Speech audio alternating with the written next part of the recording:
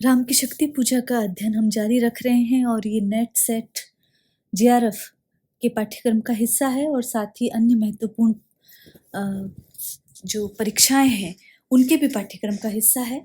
राम की शक्ति पूजा हिंदी साहित्य की ही नहीं वरन विश्व साहित्य की एक महत्वपूर्ण रचना है जो कि छायावाद के महत्वपूर्ण हस्ताक्षर निराला द्वारा रचित है। राम की शक्ति पूजा एक लंबी कविता है जो कि अनामिका काव्य संकलन में संग्रहित है। हम अब तक देख चुके हैं कि राम किस प्रकार संशयग्रस्त होते हैं और किस प्रकार उनके नयन जो हैं वो सजल हो जाते हैं और व्याकुल से राम दिखाई देने लगते हैं जो कि सदैव चिर प्रफुल्ल रहने वाले हैं, आनंदित रहने वाले हैं। और ये स्थिति जब ध्यानस्थ हनुमान बैठे हैं राम के चरणार विंदों में ध्यान लगाते हुए, जब वो देखते हैं तो उन पर क्या बीतती है। वो कहते हैं ये अश्रु राम के आते ही मन में विचार, उद्वेल हो उठा शक्ति खेल सागर अपार। तो ये श्री राम के जो निराशापूर्ण आंसुओं को देखकर हनुमान पर क्या मानसिक प्रतिक्रिया है उसका चित्रण किया गया है। या निराला कह रहे हैं कि ये आंसू श्री राम के हैं। ऐसा विचार मन में आते ही हनुमान उद्वेलित हो जाते हैं, बेचैन हो जाते हैं, व्याकुल हो जाते हैं। उद्वेल हो उठा शक्ति खेल सागर अपार। तो ऐसा विचार मन में आते ही हनुमान व्याकुल हो उठे और पिता पवन देव की प्रेरणा से बाह्य जगत में भी 49 प्रकार के सभी रण जो हैं वो डोल उठते हैं। यहाँ पर हनुमान को जब ये पता चलता है कि ये तो प्रभु राम के आंसू हैं तो वो अत्यंत विचलित हो जाते हैं और वो कहने लगते कि मेरे होते हुए मेरे प्रभु की आंखों में आंसू है, धिक्कार है मेरे पौरुष को। तो सेवक के रहते हुए यदि स्वामी रो रहा है तो ऐसे सेवक को बारंबार धिक्कार है। ऐसे सोचते ही हनुमान क्रोधित हो उठ जाते हैं और शक्ति की क्रीड़ा के अपार जो सागर हैं वो क्रोधित हो उठ जाते हैं और हनुमान उद्वेलित हो जाते हैं। हो श्वसित पवन 49 पिता पक्ष से तुमुल, एकत्र वक्ष पर बहा वाष्प को उड़ा अतुल। और ये सोचते ही उनकी दशा उस सागर के समान हो जाती है जो तूफान आने पर विचलित हो जाता है और समस्त मर्यादाओं को तोड़ जाता है। जैसे सागर में तूफान आने पर तेज हवाएं चलने लगती हैं, ऊंची ऊंची लहरें उठने लगती हैं, उसी प्रकार हनुमान भी विचलित और क्रुद्ध हो जाते हैं। उनके पिता मरुत से जो 49 प्रकार के पवन उनकी सहायता हेतु वहां पर भयंकर कोलाहल मचाती हुई वहां पर आ जाती है और वो चलने लगती है जैसे तूफानी हवाएं समुद्र के वक्ष पर से वाष्प को उड़ा देती है, बादलों को उड़ा देती है और उसमें ऊंची ऊंची लहरें उठती हैं। शतघूर्णाव्रत तरंग भंग उठते पहाड़। तो ऐसी तूफानी हवाएं जो समुद्र के वक्ष पर से ज्वार भाटा की तरह उठती हैं, सैकड़ों भंवर वहां उठती है और ऐसा लग रहा है कि समुद्र की लहरें जो हैं वो सबको उड़ा ले जाएंगी। जल राशि राशि जल पर चढ़ता खाता पछाड़। तो वहां पर जल राशि राशि जल पर चढ़ता, तो वहां पर समुद्री तरंगे भंग होकर टूट रही हैं और समुद्र की लहरें ज्वार भाटा की स्थिति में पछाड़ खा रही है।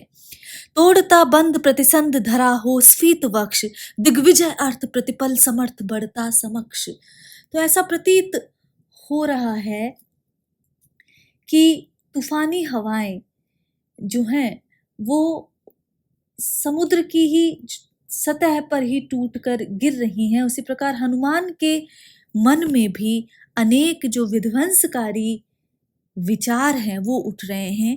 तोड़ता बंद प्रतिसंध धरा हो स्फीत वक्ष, तो वे आज समस्त मर्यादाओं को तोड़ने के लिए उद्यत हो जाते हैं। उनका वक्ष स्फीत हो गया है, अर्थात वो वक्ष को फुलाकर उत्साह में भरकर कुछ ऐसा करने को उद्यत हो गए हैं जिससे कि राम का जो दुख है वो दूर हो जाए।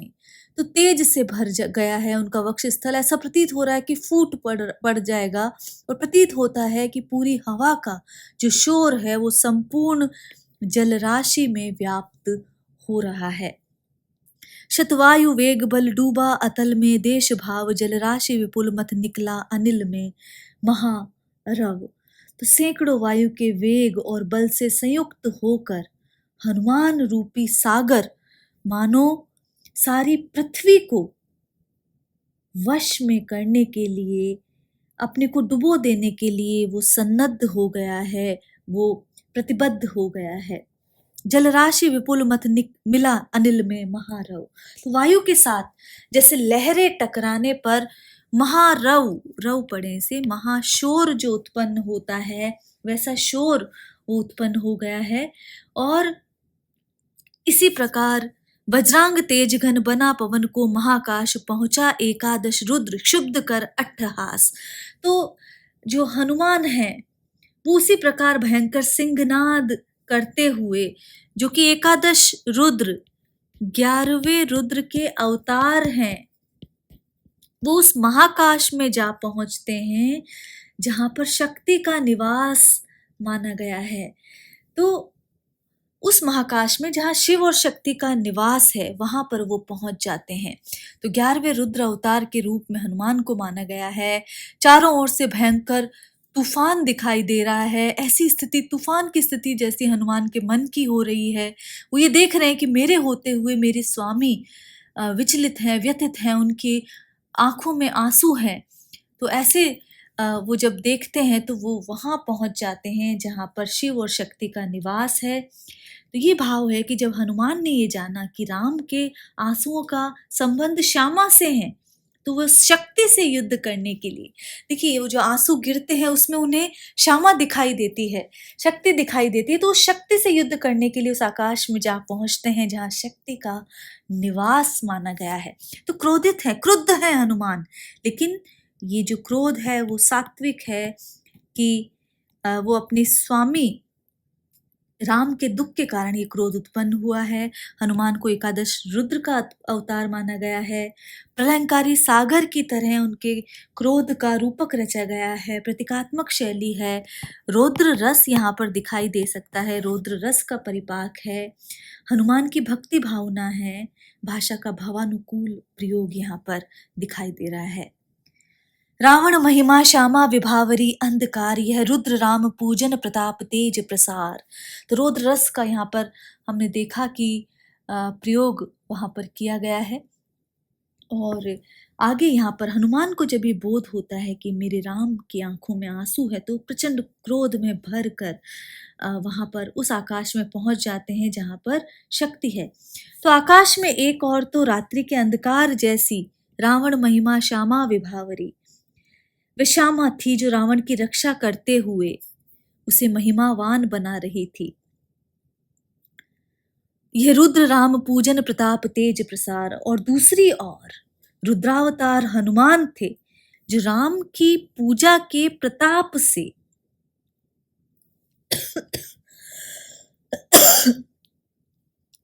अपने तेज का प्रसार कर रहे थे। तो एक तरफ तो देवी थी जो रावण की रक्षा कर रही थी, और दूसरी ओर हनुमान थे जो राम की पूजा के प्रताप से अपने तेज का, अपने बाहुबल का निरंतर प्रसार कर रहे थे। उस और शक्ति शिव की जो दशस्कंद पूजित, इस और रुद्रवंदन जो रघुनंदन पूजित। तो उस एक और शिव की वो शक्ति थी जो दशस्कंद रावण के द्वारा पूजी गई थी, और दूसरी ओर हनुमान की वो भक्ति, रुद्रवंदन, हनुमान की वह राम भक्ति थी जो रघुनंदन, जो राम नाम के जाप से शक्ति संपन्न बन गई थी। करने को ग्रस्त समस्त व्योम कपि बढ़ा अटल, लख महानाश शिव अचल हुए क्षण भर चंचल। तो हनुमान आकाश को, व्योम आकाश को निगल जाने के लिए, ग्रसने के लिए, वो कपि, वो हनुमान जो है वो दृढ़ होकर, दृढ़ निश्चय को लेकर बढ़ने लगे। लख महानाश शिव अचल हुए क्षण भर चंचल।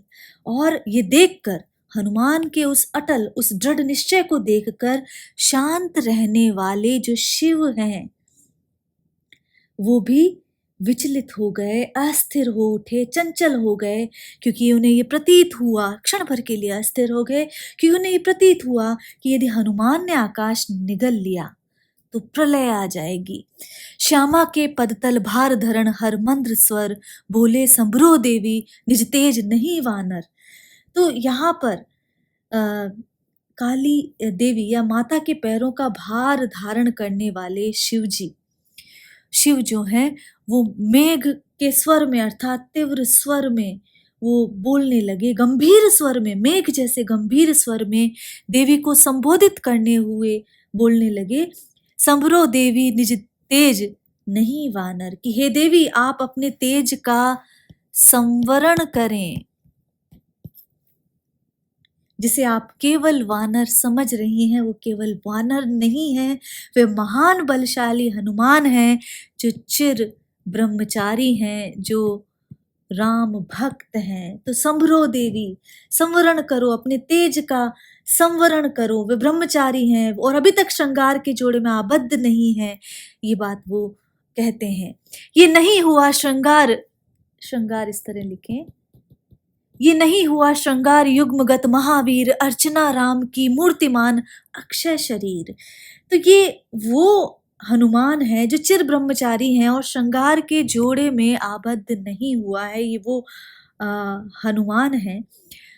अर्चना राम की मूर्तिमान अक्षय शरीर, और ये मर्यादा पुरुषोत्तम राम के अनन्य भक्त और उनके सूक्ष्म अवतार हैं। एक तरह राम की ही प्रतिमूर्ति यहाँ पर है और राम की अर्चना की साक्षात प्रतिरूप है, अमर और अक्षय शरीर वाले हैं।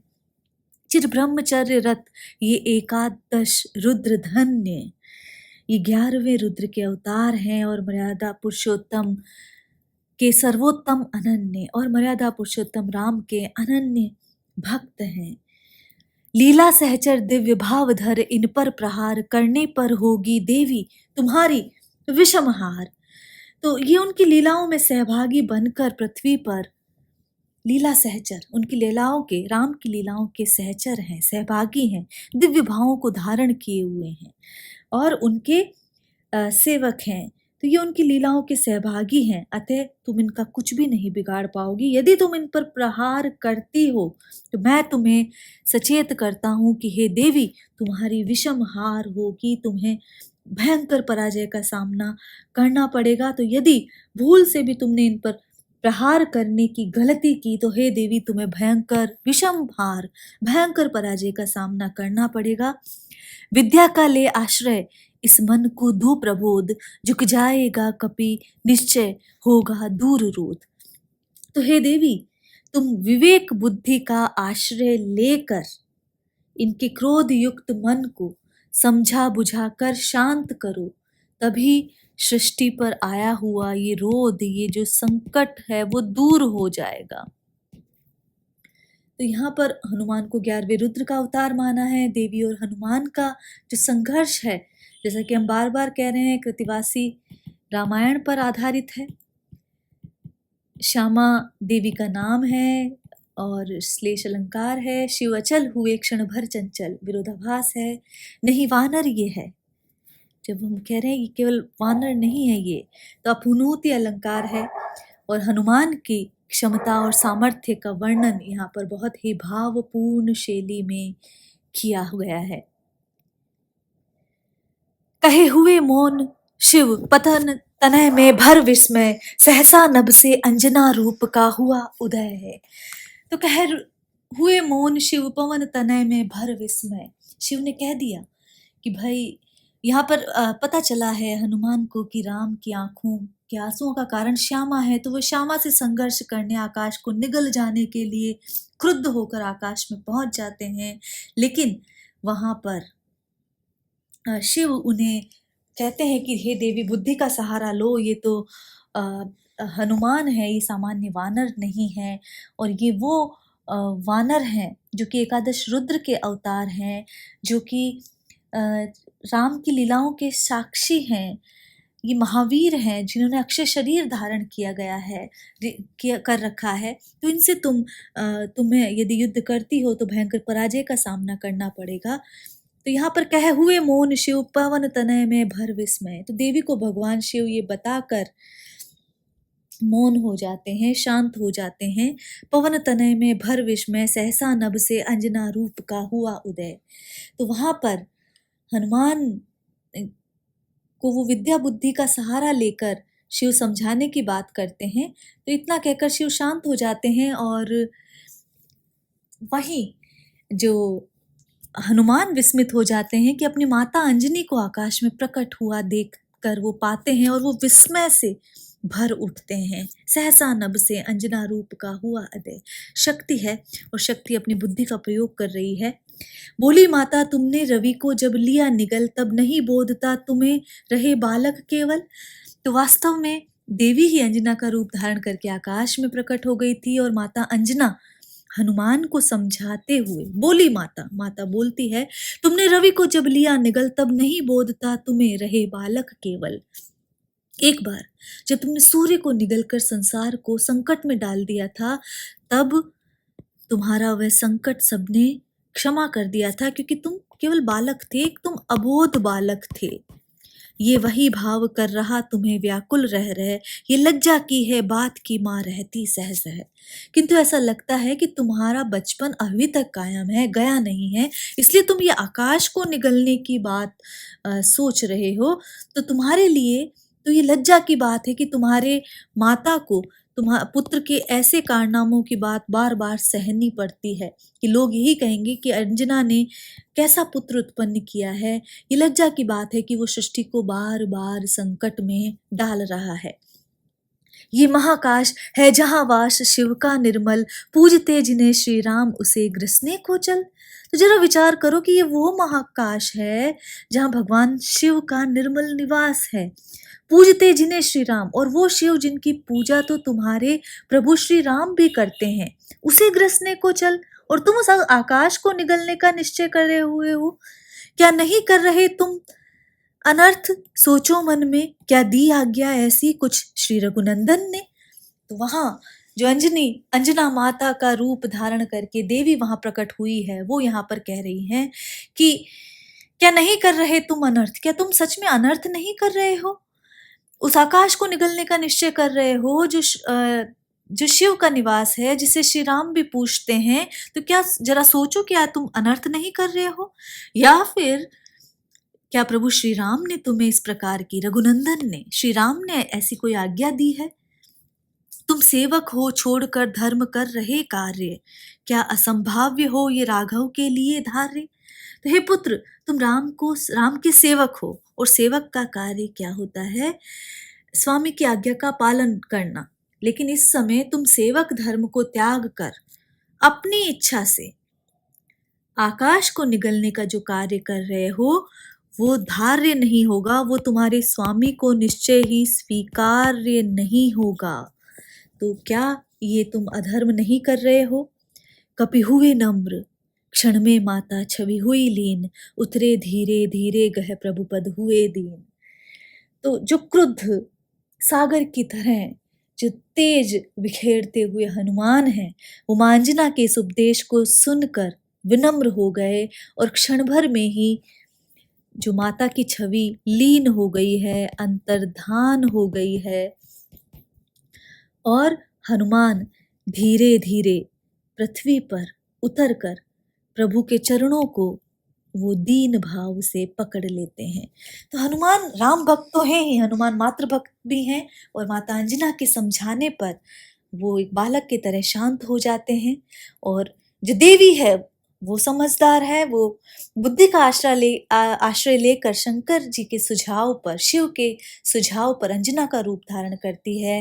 हनुमान राम के सेवक है, ये अंजना जानती है, और अंजना ने यहाँ कहकर उन्हें सेवक धर्म का निर्वहन करने की बात की है। वक्रोक्ति अलंकार है और भावानुकूल भाषा का प्रयोग यहाँ पर किया गया है। तो राम की शक्ति पूजा का अध्ययन हम जारी रखेंगे। आज के लिए इतना ही। नमस्कार।